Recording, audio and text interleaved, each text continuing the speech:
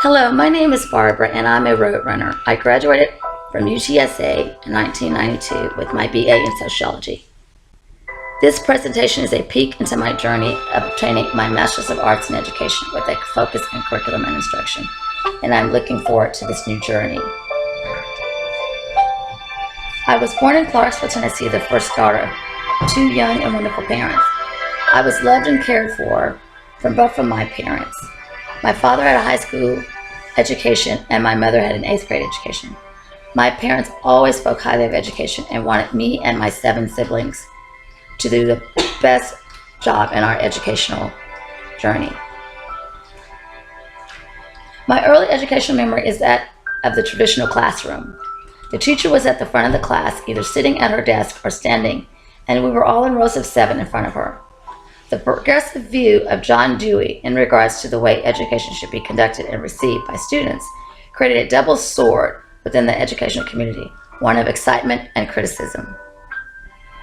John Dewey stated that we do not learn from experience, but from reflecting on experience.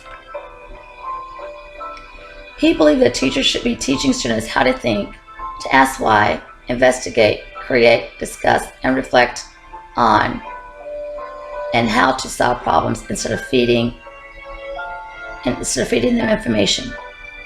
The banking system of teaching and learning is robbing our students of their true ability to advance in the areas of technology, to think analytically, and to communicate within the world. The Makerspace Lab that I teach in provides my students with a hands-on learning approach that demonstrates this philosophy. I allow the students to collaborate within the lab as well as provide them with the daily challenges that creates a dialogue that involves logical thinking and validity within their findings. I use the eschatological approach of teaching and learning within my classrooms because I know that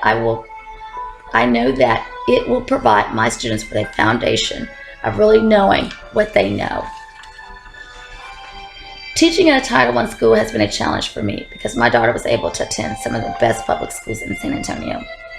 Not having a conscious awareness of the disparities that exist within our educational system is very disturbing to me as well.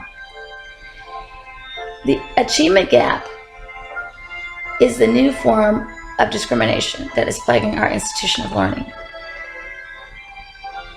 The children that I teach are low income and some are below the poverty line.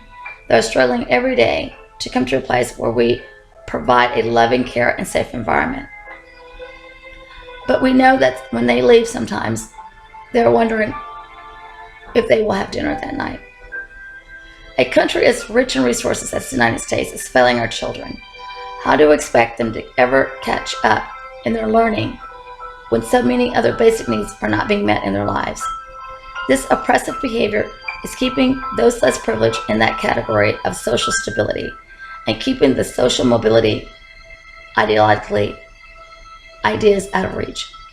The school bond talks and petitions that seem to appear almost yearly still is not closing the gap towards more of an equality within the halls of our schools.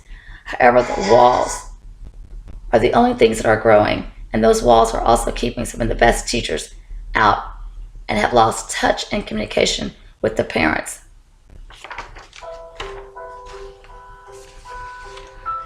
The reality is that it takes a village to teach our children, and that is what my interdisciplinary course symbolizes. The disciplines in which I have studied are sociology, social work, history, psychology, and now education. These pieces fit into my puzzle of knowledge and learning. It also helps me shape my understanding when dealing with different students in my classroom that have social, behavior, and disability challenges. I have to be aware of the needs of my students to be able to provide the best learning environment for them. By coordinating with behavior specialists, nurses, caseworkers, and aides, we coordinate the lesson objectives for these students before they come into my Makerspace Lab. This is very encouraging and helpful to me because this type of hands-on learning will improve their cognitive skills for this ever-changing technological world. And these are the skills that are generally lacking in the type of student population. The action-based lab that I teach in the early mornings to kindergartners and first grades are stations that are assembled with physical activities like hopscotch by counting catching the ball in the cup and saying a popcorn word, jump roping and counting to 10. These types of activities are also interdisciplinary and provide the type of ethnologically learning and teaching that I have come to enjoy because it has greatly improved their self-confidence and their level of learning has improved tremendously. My goal as an educator is to provide the best education for my students. American students are criticized for their lack of knowledge and skills in education from other countries. This type of belief has forced our country into a type of standardized testing mayhem that creates stresses to all of us, especially those in 3rd and 12th grade every year.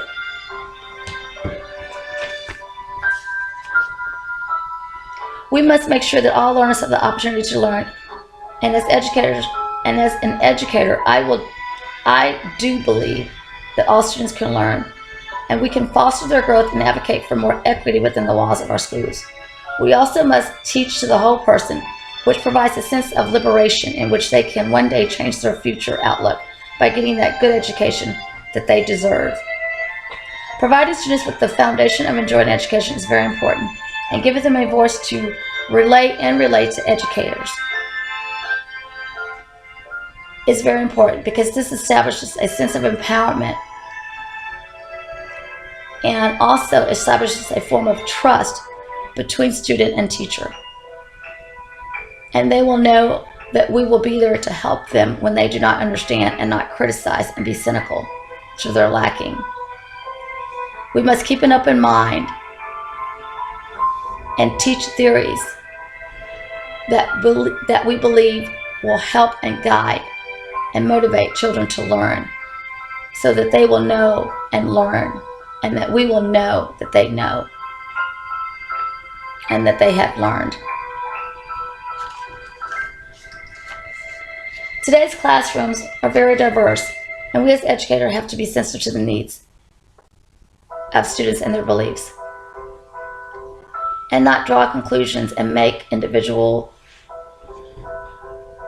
decisions about who they are based on what they look like. I encourage group work within my class every day, and I make sure that students are being respectful of each other. I also allow them to practice speaking in front of the class in regards to their designs that they build in the Makerspace Lab. I call it showcasing, and initially the students didn't want to do this because they did not want to talk in front of the class, but this has changed and they are enjoying this experience. The question is, when do we use certain theories, learning theories? Skinner behaviorism theory proved that learning is suggested that people respond primarily to influences in their environment. Cognitivism is how the mind assesses knowledge. Piaget's constructivism is how we construct our knowledge based on our individual experiences and our perspectives of situated learning in regards to the theory of Löw and Wigner. Vygotsky's theory of learning included the social, cultural, and social historical view in which we focus on human development within our social world.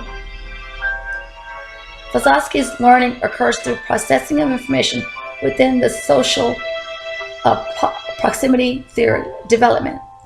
This provides learners with a challenge, and if successful, they are motivated to embark on a more challenging task. Social learning theory is how people learn from each other via observation, imitation, and modeling. This theory is often considered the bridge between behaviorism and cognitive learning, which encompasses attention, memory, and motivation. These learning theories are all associated and related and based on the diverse or content of pedagogy that you are trying to accomplish from the lesson would be the best indicator on how to utilize these theories. I witness these theories daily in my classrooms and labs, and some days I witness a particular theory more than another. Situated learning and the learning of andragogy have provided me with a schema background of learning that allows me to be able to keep learning as an adult and apply knowledge from situational settings as well as from formal settings such as college, which allows me to continue to grow within my physiological beliefs and gives me hope in making a change within our education system. This is why I will keep striving for my master's degree in education, so that I will know what I know from what I have learned from my educational journey. What is my plan of action? As an educator in the 21st century, I plan to make sure that with my interdisciplinary learning and knowledge that I help create and provide curriculums that build critical thinking, that involves collaboration and lend an ear to cross-cultural understanding. That I model to my students and keep an open mind mentality and encourage communication, whether positive or negative, because this gives students a voice. And in the real world, they will have differences and opinions, and I will use this forum to teach them how to best handle certain differences using role play and technology. They are the digital teachers, and we must stand beside them to learn and grow within their digital world. To be a successful teacher in this century, we must understand cultural differences, encourage students, accept those that are different, value their ideas and viewpoints. We must maintain high standards and expectations for all students, and demonstrate high expectations for all ethnically, culturally, and linguistically diverse students by providing them with the tools and techniques that they need to learn.